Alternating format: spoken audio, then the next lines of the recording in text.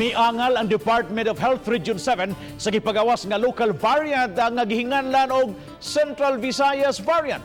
Gihulagway kini sa mga LGU officials nga reckless o unfair.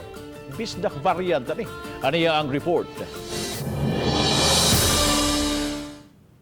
Nadismaya og maayo si Dr. Mary Jean Luriche, ang tigpamaba sa Department of Health 7 sa pagngalan sa local variant nga Central Visayas variant. Sa social media, unang nasayran sa DOH ang dokumento nga nagpost nga dunay letterhead sa Philippine Genome Center nga may pitsa Abril 6, 2021. Sa Genome Center report, adunay 500 ka mga kaso sa COVID-19 variants sa tibok nasod nga naglakip sa UK variant, African variant, Brazil variant, o ang Central Visayas variant. Kung adunay local variant, unta tawagon kini og Philippine variant. It is so much unfair for us here in Central Visayas to have that lineage, named after us.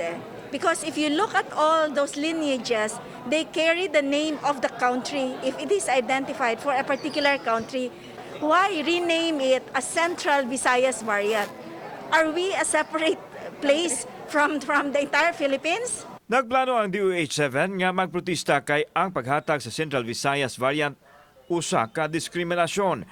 Iyang gihulagway nga dako kinig epekto sa ekonomiya sa rehiyon.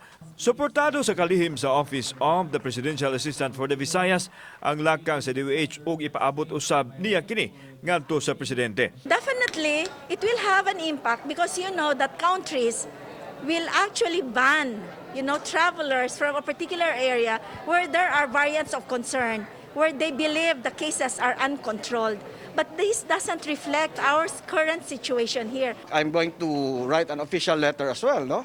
Dili dyan na PD. Central Visayas variant, where can you find that? Gihulagway ni Governor Gwen Garcia nga dili makaangayon og kadanghag ang pagngalan sa variant sa rehiyon. Iya hinuong gipadayag nga ang iyang pagbarog og balik sa ekonomiya sa lalawigan dili mapiktuhan sa bisan unsa nga isyu may kalambigitan sa COVID-19. It's a clear mistake. Will be rectified. It is unfair and it is reckless. Kauban si Cleofer Lumayag, ako si Alan Domingo. Balitang Bisdak.